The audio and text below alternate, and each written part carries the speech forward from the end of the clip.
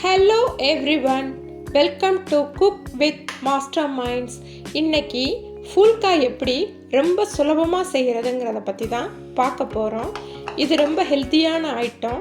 பாருங்கள் எவ்வளவு சாஃப்டாக இருக்குன்னு பாருங்கள். இதோட செய்முறை ரொம்ப ஈஸி தான். இந்த ஃபுல்கா செய்கிறதுக்கு கடையில் கிடைக்கிற ஆஷீர்வாத் கோதுமை மாவு தான் எடுத்திருக்கேன். கோதுமை மாவு எவ்வளவு எடுக்கிறீங்களோ அதில் பாதி அளவு தண்ணி எடுத்திங்கன்னா போதும். தேவையான அளவு உப்பு சேர்த்து நல்லா தண்ணியை கொஞ்சம் கொஞ்சமாக விட்டு பிசையணும். இந்த மாவு சப்பாத்தி மாவை விட இன்னும் கொஞ்சம் நெகிழ்ச்சியாக இருக்கணும். கையில் தொட்டால் லேசாக ஒட்டுற மாதிரி இருக்கணும். அதுதான் பக்குவம். அப்போ தான் ஃபுல்கா ரொம்ப நல்லா வரும். கடைகளில் ஃபுல்கா செய்கிறதுக்குன்னு ஒரு ஸ்டாண்டு கிடைக்கும். இந்த மாதிரி இருக்கும். அதே மாதிரி தோசைக்கல்லும் புடி வச்சு இந்த மாதிரி கிடைக்கும். இது வாங்கி வச்சுக்கோங்க. இந்த மாவை எலுமிச்சை சைஸ் அளவு உருண்டைகளாக உருட்டி நிறைய மாவு தொட்டுட்டு சப்பாத்தி மாதிரி தேய்க்கணும்.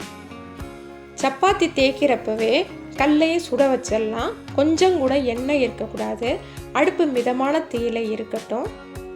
இங்கே பாருங்கள், சப்பாத்தி எவ்வளவு சூப்பராக தேய்க்க வருதுன்னு பாருங்கள்.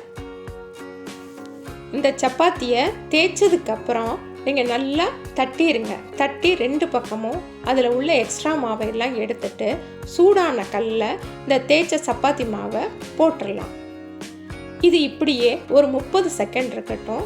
இந்த மீன் டைம் நீங்கள் சப்பாத்தியையும் தேய்ச்சி வச்சுக்கலாம். இந்த சப்பாத்தியை சுற்றுனீங்கன்னா இது இப்படியே சுற்றிக்கிட்டே இருக்கும். அப்போ தான் நீங்கள் எடுத்து அதை திருப்பி போடணும்.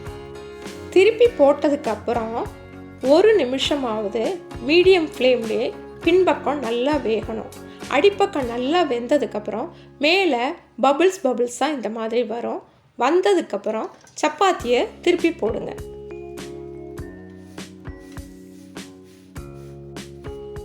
இப்போ மேல் பக்கம் நல்லா வெந்திருக்கு. கீழ்ப்பக்கம் வேகணும். ஃபுல்கா ஸ்டாண்டை எடுத்து வெந்த பக்கத்தை மேலே வச்சு ஸ்டாண்டு பக்கம் வேகாத பக்கம் வர்ற மாதிரி வச்சு அதை அடுப்பு மேலே வச்சுட்டு அடுப்பை நல்லா தூண்டி விடணும். அப்போ ஃபுல்கா நல்லா உப்பி வரும். இதுதான் ஃபுல்கா பண்ணுற மெத்தட்.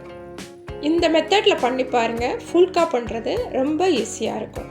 என்னோட சமையல் உங்களுக்கு பிடிச்சிருந்தா லைக் பண்ணுங்கள், ஷேர் பண்ணுங்கள், சப்ஸ்கிரைப் பண்ணுங்கள். Thank you. Have a great day.